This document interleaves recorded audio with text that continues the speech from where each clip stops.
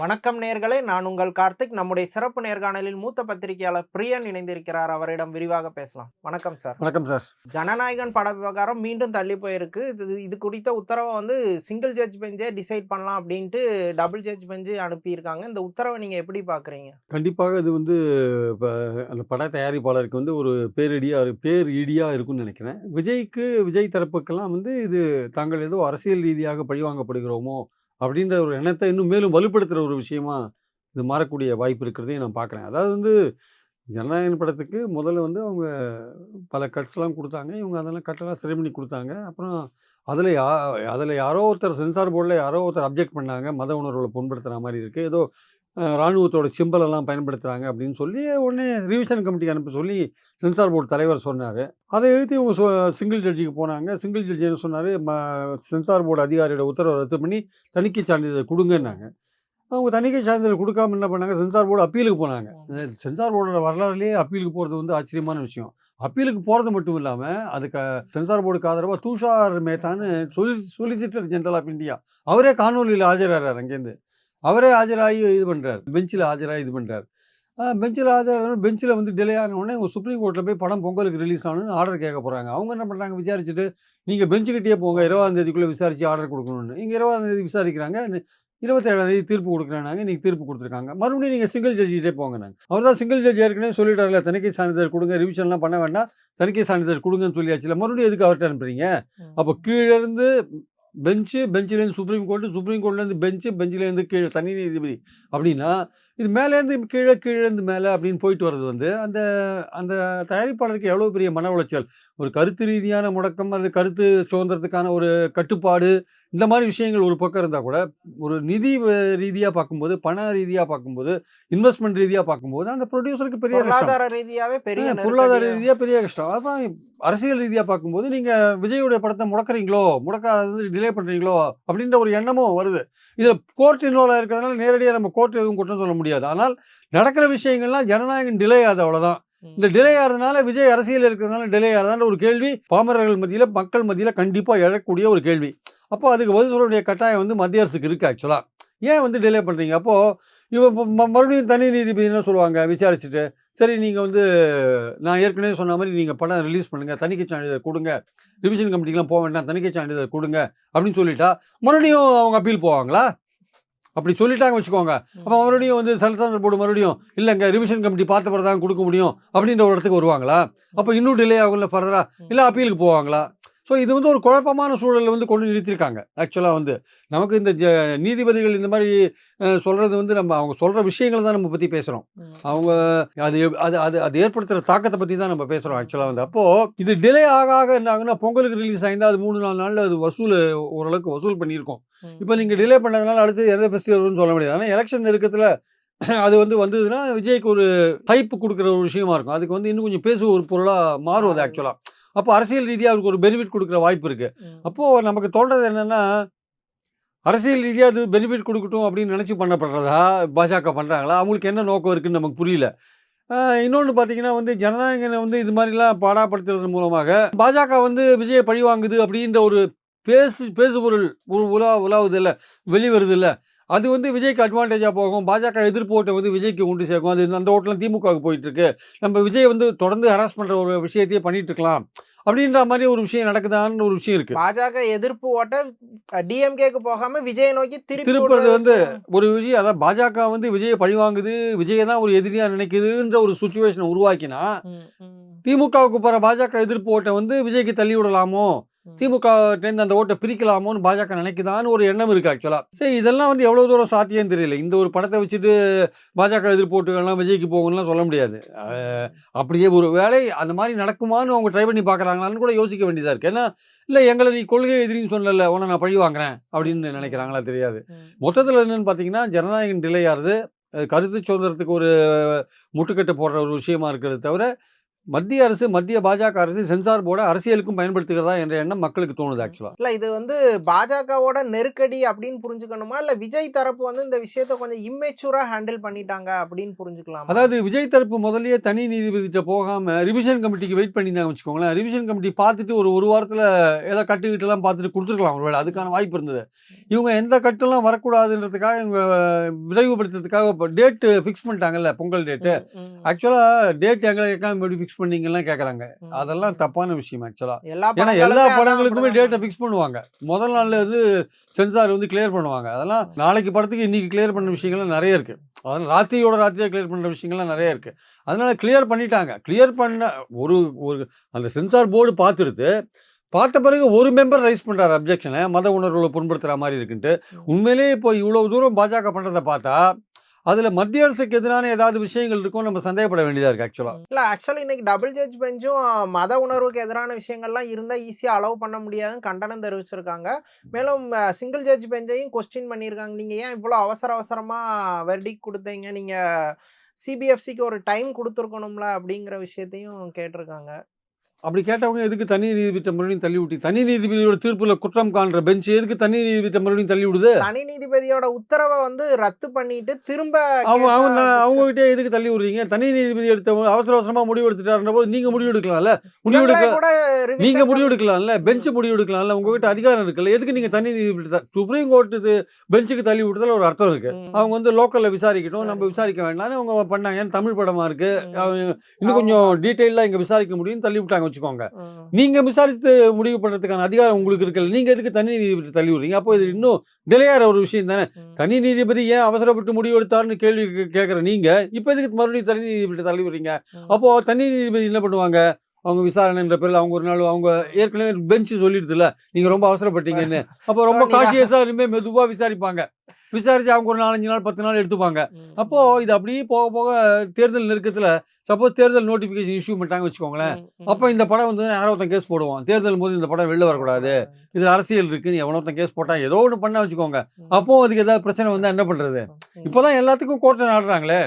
அதுவும் பாஜகவினர் வந்து ரொம்ப கோர்ட்ட ரொம்ப நம்புறாங்க இப்பலாம். அவங்களுக்கு ரொம்ப ரொம்ப நம்பிக்கை கோர்ட் மேல தான் வந்திருக்கு. தேவையான ஆனா வெர்டிக்ட்டா ராஜா வாங்கிட்டாங்க. சொன்னாரு, கோர்ட்டாவது சொன்னாருல்ல. ஆனா இப்ப என்னன்னா கோர்ட்ட அவங்க நம்புற மாரி வேற யாருமே நம்புறதில்ல. எது எடுத்தாலும் வாங்க கோர்ட்டுக்கு போலாம். வாங்க கோர்ட்டுக்கு போலாம். நம்ம கோர்ட் தான் வாங்க போலான்றாங்க அவங்க. அவங்களுக்கு அந்த அளவுக்கு கோர்ட்டுக்கு மேல நம்பிக்கை இருக்கு. அன்னைக்கு கூட ஏதோ ஒரு விவாதத்துல ஜி. நாகராஜன் சொல்றாரு.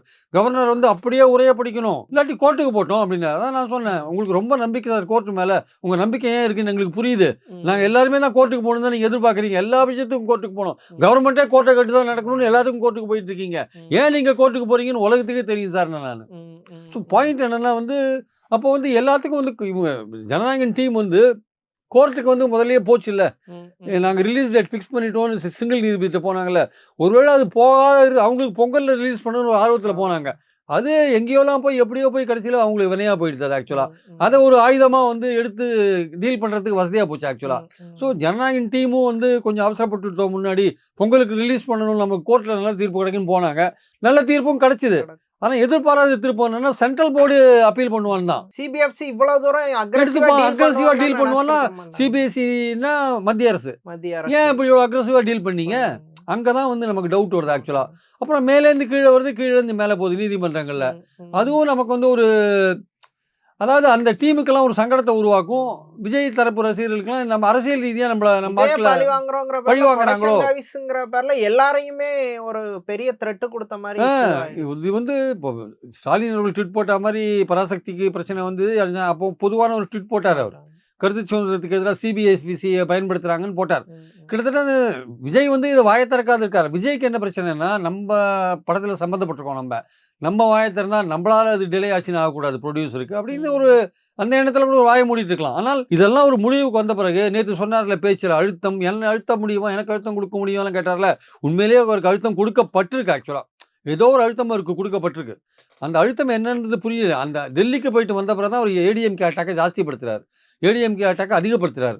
ஏடிஎம்கேவும் இவங்கள திருப்பி அடிக்கிறாங்க. அப்போ இது என்ன நடந்திருக்கு டெல்லிக்கு போயிட்டு வந்த பிறகு? பாஜக வந்து என்ன மாரி அழுத்தத்த குடுத்தாங்க? எங்கள ஒண்ணும் அட்டாக் பண்ணாதீங்க. எங்க கூட்டணியில நீங்க வேணா ஏடிஎம்கே அட்டாக் பண்ணிக்கோங்கன்னு சொல்ட்டாங்களா? இல்ல ஏடிஎம்கே தன் கூட்டணிய பலப்படுத்துறதுனால இவங்க வந்து நான் திமுகவுக்கு நேர் எதிர்ன்னு சொல்லியிருந்தாங்கல்ல, அதுல வந்து ஒரு ஷிஃப்ட் ஆயி ஏடிஎம்கேவை நம்ம அடிக்க வேண்டிய நிலைக்கு தள்ளப்பட்டுருக்கோன்ற நிலைக்கு தள்ளப்பட்டுருக்காங்களா? தெரியல. அந்த ஏடிஎம்கேவ வந்து விஜய் தாக்கினதும் ஏடிஎம்கே திருப்பி ரியாக்ட் பண்ணதும், அத வந்து நம்மளால வந்து எக்ஸாக்ட்டா டீகோட் பண்ண முடியல. இது பின்னாடி இருக்கிற விஷயம். ஒருவேளை இது வந்து இந்த செக்மென்ட்டோட நின்னுடுமா? இந்த எபிசோடு தொடருமான்னு தெரியல. இது இதோட நின்னுடுமா? விஜய் கன்டின்யூ பண்ணுவாரா? இல்ல ஏடிஎம்கே கன்டின்யூ பண்ணுமா? இல்ல இந்த பேக்கேஜ் இதோட நின்னுடுமான்னு தெரியல ஆக்சுவலா. அது வந்து ரொம்ப விசித்திரமாவும், ஒரு மர்மமான விஷயமாவும் இல்ல இருக்கு ஆக்சுவலா. ஆக்சுவலி எனக்கு என்ன தோணுது, இந்த விஷயம் வந்து ஏர்லியரா ஸ்டார்ட் ஆயிருக்கணும். அவங்க டிலே பண்ணி வந்து இந்த இடத்துல அத அவாய்ட் பண்ண முடியாத சிச்சுவேஷனுக்கு வந்துட்டாங்களான்னு தனக்கும் தோணுது. திமுகவுக்கும் போட்டின்னு சொல்லி இந்த விஜய் இப்ப ஏடிஎம்கே பத்தி கேட்டபோது என்ன சொன்னார்? களத்துல இல்லாதவங்கள பத்தி நாங்க பேச வேண்டிய அவசியம் இல்ல. ம். பாஜகவுக்கும் அதுதான், ஏடிஎம்கேக்கும் அதுதான். நாங்க செமி ஃபைனல்ஸ்ல ஏடிஎம்கே பீட் பண்ணிட்டு வந்துட்டோம். அதெல்லாம் நீங்க சொன்னவங்க தானே. இப்போ திடீர்னு ஏடிஎம்கே அட்டாக் பண்ண வேண்டிய அவசியம் என்ன? ஆண்ட கட்சியும் மீண்டும் வரக்கூடாது, ஆல்ரெடி இருந்த கட்சியும் மீண்டும் வரக்கூடாதுன்னு சொல்றீங்க. அண்ணா பேர்ல கட்சி வச்சிருக்கணும்னு அண்ணாவ மறந்துட்டா, அண்ணா பேர்ல அண்ணா ஆரம்பிச்ச கட்சியும் அண்ணாவ மறந்துடுதுன்னு சொல்றீங்க. அப்புறம் ஊழல் அடிமை சக்தி நேரடியா சரண்டர் ஆயிடுது பிஜேபிக்குன்னு அதிமுக சொல்றீங்க. இந்த மாரியான அட்டாக் இருக்குல்ல, இந்த மாரியான அட்டாக் வந்து இதுக்கு முன்னாடி அவர் பண்ணது கிடையாது ஏடிஎம்கே பத்தி. அப்போ ஏடிஎம்கே அட்டாக்கும், ஏடிஎம்கேவோட ரியாக்ஷனும் ஒருவேளை டெல்லியில வந்து இவர பாஜக கூட்டணிக்கு வர சொன்னாங்களா இல்லையான்னு தெரியல. ம். அந்த அழுத்தம் கொடுக்கப்பட்டதா? அது இவர் முடியாதுன்னு சொல்லிட்டு வந்துட்டாரா? அதோட தொடர்ச்சி தான் இப்போ ஜனநாயகனோட பிரச்சனைகள்லாம் தொடருதான்னு அந்த டவுட் வேற நமக்கு இருக்கு ஆக்சுவலா. ம். ஆனா இதெல்லாம் வந்து நீதிமன்றங்களோட பார்வையில இருக்கிறதுனால நம்ம இதெல்லாம் வந்து விஜய் ரசிகர்கள் மத்தியில ஒரு யூகமா, அவங்க கருத்தா வந்து சுத்திட்டு இருக்கு. அவங்களோட வருத்தமா சுத்திட்டு ஆனா இருக்கு ஆக்சுவலா. அவங்களுக்கு வந்து ஆட்டோமேட்டிக்கா பிஜேபிய நோக்கி கோபம் வர்றதுக்கு தான் வாய்ப்பு கண்டிப்பா. இருக்கு. அவங்க கோவமெல்லாம் பிஜேபிய நோக்கி வரதுக்கு தான் வாய்ப்பு இருக்கு. அவங்க மத்திய அரசு தானே central board of film certification. ம். அவங்க நீதிமன்றத்த பத்திலாம் கூட கவலைப்பட மாட்டாங்க. அவங்க சென்ட்ரல் போர்டியே முதல்ல அப்பீலுக்கு போச்சு. பெரிய பெரிய வக்கீல வச்சு ஆஜரானாங்க. ம். அப்ப நம்ம படத்த டிலே பண்ணணும் தான் ஆஜராயிருக்காங்க. இப்போ டெல்லிக்கு போயிட்டு வந்த பிறகு ஏடிஎம்கே மேல அட்டாக் அதிகமாயிருக்கு. ம். இவரு கூட்டணிக்கே வரமாட்டேன்னு சொல்லிட்டு வந்துட்டாரான்ற ஒரு எண்ணம் தோணுது. இல்ல ஏடிஎம்கே கூட்டணிய பலப்படுத்துது, நம்ம அதையும் எதிர்க்க வேண்டிய கட்டாயத்துக்கு தள்ளப்பட்டாரான்னு அதுவும் தோணுது. ம். இல்ல வந்து அங்க போய் நான் வரமாட்டேன் கூட்டணிக்கு, பாஜக கூட்டணிக்குன்னு சொல்லிட்டு வந்ததுனால, அதனால ஜனநாயகம் இன்னும் டிலே ஆகுதான்னு அது வேற ஒரு கேள்வியா இருக்கு ஆக்சுவலா வந்து. செங்கோட்டையன் ஒரு பாயிண்ட் சொன்னாரு. நாங்க யார்கிட்டலாம் கூட்டணி பேசுறோமோ, உடனே டெல்லி வந்து இறங்கிருது அப்டின்ட்டு ஒரு விஷயத்த சொல்லியிருக்காரு. ஸோ விஜய் வந்து ஒரு சக்தியா எமர்ஜ் ஆயிறக்கூடாதுன்ட்டு பிஜேபி ரொம்ப கான்ஷியஸா ஆமா. இந்த இருக்காங்களா? போட்டிய வந்து திமுக, அதிமுகன்னு லிமிட் பண்ணணும்னு பாஜக நினைக்குது. ஏங்க அதிமுக கூட்டணியே பாஜக தாங்க கட்டமைக்குது. ம். தினகரன அவங்க தான் கூட்டு வராங்க. அன்புமணிய அவங்க தான் அனுப்புறாங்க. ம். எடப்பாடி எந்த வேலையும் செய்யல. அவருக்கு பாஜகவோட எடப்பாடி சேர்ந்து வேலைய வேலை செய்யுது. பாஜக ஈஸியா பாஜக ஆக்கிருச்சு. தான் செய்யுது. இப்போ பாஜக என்ன நினைக்குது, போட்டின்றது திமுக, அதிமுகவுக்கான போட்டியா இருக்கணும்னு அவங்க நினைக்குது. அதே மாரி இப்போ தாவேகா வந்து தினகரன் வந்து தாவேகாட்ட கிட்டத்தட்ட பேசிட்டார். அவர கேட்டா இல்லன்னு சொல்லுவார். கிட்டத்தட்ட பேசிட்டார். அவர புடிச்சு வலைய புடிச்சு போட்டு இழுத்துன்னு வந்துட்டாங்க. இதுக்கு முன்னாடி ரொம்ப நாளைக்கு முன்னாடி அதிமுகவே தாவேகாட்ட பேசினாங்க. ஆமா. அதுவும் அந்த பேச்சு முடியிற சமயத்துல அமித்ஷா உள்ள புகுந்து அதிமுகவ இழுத்துட்டார். ம். அப்போ அங்க அங்க ஓபிஎஸ் கிட்டத்தட்ட அவங்க பசங்கள்லாம் தாவேகாக்கு போணும்னு நினைக்கிறாங்க. 2 பையன்ல ஒருத்தர் தாவேகாக்கு போணும்னு நினைக்கிறாங்க. அந்த பையன் ஓபிஎஸ்க்குள்ள அவங்க யாருமே வந்து தாவேகாவுக்கோ, டிஎம்கேக்கோ போக்கூடாதுன்னு ஒரு பிளாங்கெட்டா ஒரு பாஜக சொல்லியிருக்காங்க. நீங்க அங்கலாம் போக்கூடாது. ம். ம். நீங்க போனீங்கன்னா, நீங்க முக்குளத்தோர் ஓட்டு எங்களுக்கு வராது. முழுசா வராது. ஒண்ணு எலக்ஷன இப்போ பைகாட் தினகரன் பண்ண பின்னாடியே வராது. தினகரன் போனதுக்காக அவங்க கோவமா இருக்காங்க. போட மாட்டாங்க. நீங்களும் போயிட்டீங்கன்னா திமுகவுக்கு ஒட்டுமொத்த முக்குளத்தோரும் திமுகவுக்கு போட்டுருவாங்க. அதனால நீங்க பேசாம இருந்தாலும் இருங்க. திமுகவுக்கு போகாதீங்க. எலக்ஷன பைகாட் பண்ணாலும் பண்ணுங்க. ஒண்ணு எங்கிட்ட வரணும், இல்ல பைகாட் பண்ணணும். அதுதான் 2 அவங்க ஆப்ஷன் நோக்கம். தான் அவங்க அப்டி. 2 ஆப்ஷன் வந்து பிஜேபி அவங்களுக்கு குடுத்துருக்காங்க. ஓகே. அது அவரு குழப்பத்துல இருக்காரு ஏற்கனவே. எல்லாம் அவர விட்டு எல்லாருமே போயிட்டாங்க பாவம். என்ன பண்ணுவாங்க? ஓபிஎஸ்கான தனிச்சு முடிவெடுக்க தைரியமும் இல்ல, அறிவும் இல்லன்னு இப்ப அடுத்தது வந்து பாமக தரப்புலேருந்து தாவேகாவுக்கு ட்ரை பண்ணிட்டு இருக்காங்க. பாமக அவரு டிஎம்கே சேர்க்க மாட்டேன்ட்டாங்க. ம். அந்த அந்த அவரோட ராமதாஸோட பேரன் இந்த முகுந்தன் போன்றவங்கலாம் என்ன சொல்றாங்க, நாங்க டீல் பண்ணிக்கிறோம் தாவேகாவோட. நீங்க ரொம்ப சீனியர் அரசியல்ல. அங்க வந்து நீங்க வந்து இது பண்ண வேண்டாம். நம்ம வந்து இந்த தேர்தல்ல அன்புமணி பாமகவ தோற்கடிக்கணும். நம்ம தாவேகாவோட சேர்ந்தா ஓரளவுக்கு சில இடத்துல அவருக்கு டஃப் குடுக்க முடியும். அதனால நாங்க அவங்ககிட்ட பேசி ஏதோ சீட்ட நாங்க வாங்கிக்கிறோம். நாங்க போய் பேசிக்கிறோம்னு இப்போ அந்த ராமதாஸோட டாட்டர்லாம் வந்து தாவேகாவோட பேச்சுவார்த்தை ஆரம்பிச்சிருக்காங்க. இப்ப அதை எப்படி பாஜக தடுக்க போறாங்கன்னு பார்க்கணும் ஆக்சுவலா. ஓகே. பாஜகக்கு இப்ப அடுத்த டியூட்டி பாஜக ராமதாஸ் அணிய இங்க இழுக்கிறது. ஆமா. விஜய் கிட்ட யாரும் போக்கூடாதுன்னு பாஜக நினைக்குது ஆக்சுவலா. விஜயா இந்த ராமதாஸ நம்ம அணிக்கு இழுக்கணும்னு நினைக்குது. ராமதாஸ் அங்க போமாட்டேன்றார். பி ஃபார்ம்ல கையெழுத்து போடுற உரிமை எனக்கு தான் இருக்கு. நான் கையெழுத்து போடுறதுக்கு ஓகேன்னு சொன்னா அங்க வருவேன்னு சொல்றாரு. அது ஓகேன்னு சொன்னா வந்து கட்சி ராமதாஸ்ட்ட போயிடும் ஆக்சுவலா. ம். அதனால அன்புமணி அதுக்கு ஒத்துக்கிறதுக்கு ரெடியா இல்ல. ஆனா ராமதாஸோட பொண்ணும், அவங்க பேரன்களும் என்ன சொல்றாங்க, நம்ம தாவேக்காவோட போயிட்டு அவருக்கு ஃபைட் குடுக்கலாம் நம்ப. அப்ப நிச்சயமா வந்து சில இடங்கள்ல அவர தோற்கடிக்க முடியும் அன்புமணின்னு அவங்க நினைக்கிறாங்க. இந்த திமுக என்ன நினைக்கிறாங்க, அவர சேர்த்தா நமக்கு ஒண்ணும் அட்வான்டேஜ் கிடையாது. விடுதலை சிறுத்தைகள் கோவப்படுவாங்க. அதனால அவர் சேர்க்க வேண்டிய அவசியம் கிடையாது. பாமக இல்லாதையும் நம்ம 3 எலக்ஷன் வின் பண்ணியிருக்கோம். அதுக்கு எதுக்கு தேவையில்லாம நமக்கு ஏற்கனவே கமலஹாசன், தேமுதிகலாம் ட்ரை பண்ணிட்டு இருக்கோம். அவங்கலாம் வந்தாலே போறோம். அது பிரிச்சு குடுக்கறதுக்கே சீட்டு சரியா இருக்கும். ஏற்கனவே இருக்கிறவங்கலாம் அதிகமா கேட்கறாங்கன்னு அந்த ஆங்கிள்ல திங்க் பண்றாங்க ஆக்சுவலா. ஆனா பிஜேபியோட எய்ம் வந்து விஜய் அப்படியே ஐசோலேட் பண்ணிரணும் அப்படின்னு. விஜய் ஐசோலேட் பண்றதுல ரொம்ப தெளிவா இருக்காங்க. ஓகே. அவங்க கூட அவர் கூட யாருமே சேரக்கூடாதுன்றதுல ரொம்ப தெளிவா இருக்காங்க. ஏன்னா அவர் ஓட்ட ஏடிஎம்கே ஓட்ட நிறைய பிரிப்பார்னு நினைக்கிறாங்க. ஓகே. அதனால அவர் ஐசோலேட் பண்ணணும்னு நினைக்கிறாங்க actually. விஜய் ஓட்டு பிரிக்கிறதுங்கிறது டிஎம்கேக்கு ஆட்டோமேட்டிக்கா ஃபேவர் ஆயிரும் அப்படிங்கிறது. அப்படின்னு அவங்க நினைக்கிறாங்க. 4 முனை போட்டியில வந்து அவருக்கு நான் பாஜக கூட்டணிக்கு வரமாட்டேன்னு சொன்ன உடனே அவங்க முடிவு பண்ணிட்டாங்க. இவர்கிட்ட இருந்து எவனும் போகக்கூடாது அப்படின்றத முடிவு பண்ணிட்டாங்க. 4 முனை போட்டின்றது திமுகவுக்கு ஒரு எட்ஜ் குடுக்குற ஒரு விஷயமா இருக்கு. அதனால அவரை ஐசோலேட் பண்ணி திமுகவை வந்து அதிமுக, திமுக போட்டின்னு ஏற்படுத்தணும்னு நினைக்கிறாங்க. அதான் பாஜக. நெக் டு நெக் கொண்டு போகணும். இருதுருவ அரசியலா மாற்றணும்னு நினைக்கிறாங்க. இப்ப சமீபத்துல ஒரு தனியார் பத்திரிகையாளரோட கருத்து கணிப்பு கொஞ்சம் பேசு பொருளா இருக்கு. அதுல வந்து இன்னமுமே விஜய் வந்து 2வது இடத்துல இருக்காரு. நெறைய சோன்ல வந்து ஏடிஎம்கே 3வது இடத்துல இருக்கு அப்படிங்கிற மாரி சொல்லியிருந்தாங்க. விஜய் வந்து அவ்வளவு பவர்ஃபுல்லா இருக்கிறாரா? இல்ல விஜய்க்கு வந்து நேத்து அந்த கூட்டத்துல வந்து ஆதவர்ஜுனா பேசின ஒரு விஷயம், முக்கியமான விஷயம். அதாவது 2 கோடி குடும்பங்கள்ல வந்து வீட்டுக்கு ஒரு ஏடிஎம்கே, டிஎம்கே வீடு, எல்லா வீடுலாம் இருக்கலாம். பாஜக வீடெல்லாம் இருக்கும். அந்த வீட்டுக்குள்ள எங்களுக்கு ரசிகர்கள் இருக்காங்க. பையங்க, குட்டி பசங்க எல்லாருமே இருக்காங்க அப்படின்னு அவர் சொல்றாரு. அது உண்மையா கூட இருக்கலாம். ஆனா அவங்கலாம் ஓட்டு போடுவாங்களா? அந்த ஓட்டெல்லாம் ஒழுங்கா வருமான்னு தெரியாது. ஒரு 18லேருந்து ஒரு 30 வயசுக்குள்ள இருக்கிற இளைஞர்கள் பெரும்பாலும் வந்து விஜய் ரசிகர்களா இருக்கிறதுக்கு வாய்ப்பு உண்டு. 30 வயசுக்கு மேல இருக்கிறவங்க, பெண்கள் நான் உட்பட எல்லாருமே இப்போ திமுக சப்போர்ட்டர்ஸா பெரும்பாலும் மாறியிருக்காங்க. இப்போ 1,31,00,000 பேர் ரூ. 1000 வாங்குறாங்கங்க. அவங்க எல்லாருமே 45 வயசுக்கு மேல இருக்கிற பெண்களா தான் இருப்பாங்க. நிச்சயமா 30 வயசுக்கு கீழ இருக்கிறவங்களா இருக்கிறதுக்கு வாய்ப்பு இல்ல. பெரும்பாலும் 90% 45 வயசுக்கு மேல இருக்கிற பெண்களா தான் இருப்பாங்க. அவங்கலாம் ரூ. 1000 வாங்குறோன்றதுக்காகவே திமுகவுக்கு ஓட்டு போடுறதுக்கான வாய்ப்பு இருக்கு. அதே சமயம் ஒரு 3,00,000 பெண்கள் வந்து மகளிர் உதவித்தொகை வாங்குறாங்க. காலேஜ் போற பெண்கள். அவங்களும் வந்து திமுகவுக்கு ஓட்டு போடுறதுக்கான வாய்ப்பு இருக்கு. அவங்கள்ல சில பேர் விஜய் ரசிகர்களா கூட இருக்கலாம். சொல்ல முடியாது. அதே மாரி ஒரு காலேஜ் போற பசங்களுக்கும் உதவித்தொகை குடுக்குறாங்க. அதே மாரி மார்னிங் பிரேக்ஃபாஸ்ட் போடுற குடும்பத்தில பார்த்தீங்கன்னா, அந்த அம்மாக்களுக்கெல்லாம் வயசு எப்படியும் 30, 35, 40 இருக்கும். அவங்க பசங்கள்லாம் பிரேக்ஃபாஸ்ட் சாப்பிடுறாங்கன்னு அவங்களும் வந்து ஓட்டு போடுறதுக்கான வாய்ப்பு இருக்கு. மகளிர் இலவச பஸ் பயணத்தில அவைல் பண்றவங்க பெண்கள், அவங்களுக்கும் அந்த டிஎம்கேக்கு ஓட்டு போடுறதுக்கான வாய்ப்பு இருக்கு. ஆனா இந்த ஓட்டெல்லாம் வந்து சாலிடா வரணுன்றதுக்காக திமுக உழைக்கிறாங்க கீழ. அந்த கிரவுண்ட் ஒர்க் ஹெவியா பண்றாங்க. பயனாளிகள் ஒவ்வொருத்தரையும் பார்த்து அந்த ஓட்ட வந்து என்ஷூர் பண்றாங்க. வரணும்னு என்ஷூர் பண்றாங்க. இவங்க எதிர்க்கட்சி என்ன பண்றாங்க? பெண்களுக்கு பாதுகாப்பு இல்ல. அது இதுன்னு ஒரு பிரச்சாரத்த கையில எடுக்குறாங்க. அது அந்த எவ்வளோ தூரம் அது எடுபடும்ன்றத தேர்தல்ல தான் நம்ம பார்க்கணும். ஆனா டிஎம்கே அந்த அந்த ஆன்டி இன்குமென்சி விஷயத்த தங்களுடைய ப்ரோ இன்குமென்சினால அத ஒழிச்சு கட்டணும் அப்படின்னு அவங்க நினைக்கிறாங்க. கிரவுண்ட் லெவல்ல வந்து அந்த அளவுக்கு திமுகவுக்கு பெரிய எதிரா விஷயங்கள் இருக்கான்னா, கிரவுண்ட் லெவல்ல அவ்வளவா இல்ல. அதாவது வெறித்தனமா திமுக போயே தீரணும்னு யாரும் நினைக்கல. அதிமுக இதெல்லாம் பேசுது ஓகே ரைட்டு. ஆனா திமுக ஒழிச்சே தீரணுன்ற அந்த எண்ணம் இதுவரையும் கிரவுண்ட் லெவல்ல வந்த மாரி தெரியல. ஆனா திமுகவுக்கு எதிர்ப்பு இருக்குன்னா, எதிர்ப்புலாம் இருக்கு. விமர்சனங்கள்லாம் இருக்கு. இந்த ஆட்சி போயே தீரணும். ஒரு நடுநிலையா ஒரு 10% மக்கள் தேர்தலும்போது டிசைட் ஒரு பண்ணுவாங்கல்ல. ஆன்டி வேவ் கிடையாது. ஆன்டி வேவ்ன்றது ஒண்ணும் இல்ல. அது வந்து அதிமுக, பாஜக சொல்லாமே தவிர, ஒரு நடுநிலையா ஒருத்தர் கலக்கலா அப்சர்வ் இல்ல. பண்ணாருன்னா, அது வந்து கீழ அவ்வளவா இல்ல. இத நம்ம சொன்னா உடனே திமுக காரன்னு சொல்லுவானுங்க. அத அவங்களே போய் விசாரிச்சு பார்த்துக்கணும் அவ்வளோதான். ஓகே. நம்ம விசாரிக்கிறதுலயே நம்ம தெரிஞ்சுக்கிறோம் அவ்வளோதான். இருக்கு சார், முணுமுணுப்பு இருக்கு சார். இப்ப திமுகக்குள்ளேயே பல முணுமுணுப்பு இருக்குங்க. கட்சிக்குள்ளேயே பல முணுமுணுப்பு இருக்கு. இப்ப ஏடிஎம்கேலேருந்து வந்து சேர்றாங்க பல பேர். அதிலேயே பல முணுமுணுப்புலாம் அங்க இருக்கு. ஆனாலுமே இந்த தேர்தல வின் பண்ணி ஆகணுன்றதுல அவங்க தெளிவா இருக்காங்க திமுக. கீழ் லெவல் வரையும் தெளிவா இருக்காங்க. அதாவது இப்போ ஒரு 4 மாசம் முன்னாடி சண்டை போட்டு இந்த கீழ் லெவல்ல இருக்கிற வட்ட செயலாளர் அந்த திமுக உட்பட அந்த அந்த லெவல்ல சண்டை நடந்தது கூட இன்னைக்கு எல்லாத்தையும் ஓரம் வச்சுட்டு எல்லாம் ஒர்க் பண்றானுங்க. ஓகே. ஏன்னா இந்த வாட்டி 5 வருஷம் நம்ம ஆட்சிக்கு வந்தே தீரணும். போன 5 வருஷத்துல சம்பாதிக்க விட்டதெல்லாம் இந்த 5 வருஷத்துல சம்பாதிக்கணும்னு நினைக்கிறாங்க உங்களுக்கு ஒருவேளை. கீழ் லெவல்ல. ஓகே. இதுவரையும் மேல் லெவல்ல எல்லாம் சம்பாதிச்சாங்க. அவங்க கீழ் லெவல்ல பேசினா என்ன சொல்றாங்க சார், நாங்க கட்சிக்கு பாடுபடுறோம். இனிமே அடுத்த 5 வருஷம் வந்தாலாவது எங்களுக்கு ஏதாவது கொஞ்சம் வாழ்க்கையில செட்டில் ஆகலாம்னு நினைக்கிறாங்க.